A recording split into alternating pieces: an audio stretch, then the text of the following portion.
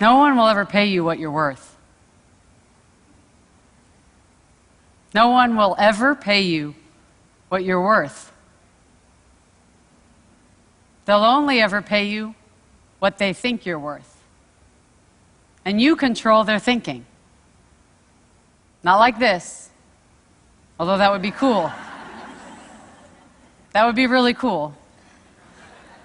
Instead, like this: clearly defining and communicating your value are essential to being paid well for your excellence. Anyone here want to be paid well? Okay, good. Then this talk is for everyone. It's got universal applicability. It's true if you're a business owner, if you're an employee, if you're a job seeker. It's true if you're a man or a woman. Now, I approach this today through the lens of the woman business owner, because in my work I've observed that women underprice more so than men. The gender wage gap is a well-traveled narrative in this country. According to the Bureau of Labor Statistics, a woman employee earns just 83 cents for every dollar a man earns. What may surprise you is that this trend continues even into the entrepreneurial sphere. A woman business owner earns just 80 cents for every dollar a man earns. In my work, I've often heard women express that they're uncomfortable communicating their value, especially early on in business ownership. They say things like, "I don't like to toot my own horn. I'd rather let the work speak for itself. I don't like to sing my own praises." I hear very different narratives in working with male business owners, and I think this difference is costing women 20 cents on the dollar.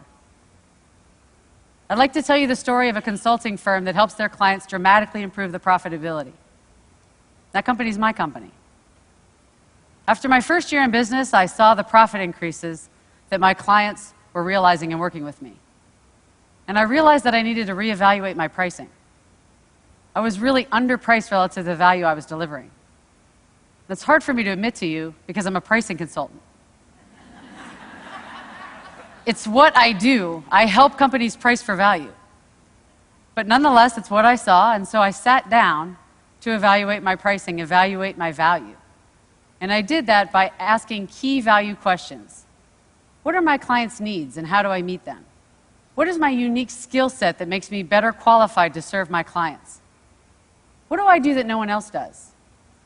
What problems do I solve for clients? What value do I add?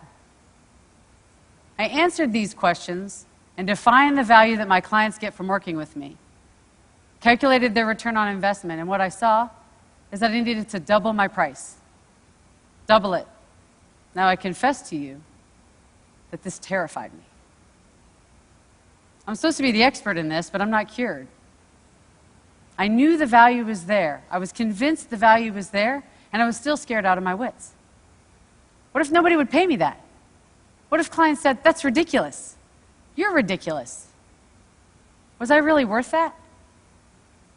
Not my work, mind you, but me. Was I worth that? I'm the mother of 2 beautiful little girls who depend upon me. I'm a single mom. What if my business fails? What if I fail? But I know how to take my own medicine, the medicine that I prescribe to my clients. I had done the homework. I knew the value was there. So when prospects came, I prepared the proposals with the new higher pricing and sent them out and communicated the value. How's the story end? Clients continued to hire me and refer me and recommend me, and I'm still here. And I share the story because doubts and fears are natural and normal, but they don't define our value, and they shouldn't limit our earning potential.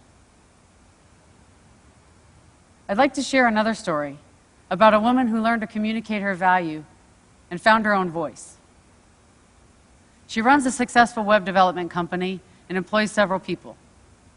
When she first started her firm, and for several years thereafter, she would say, "I have a little web design company." She'd actually use those words with clients. "I have a little web design company." In this and in many other small ways, she was diminishing her company in the eyes of prospects and clients, and diminishing herself.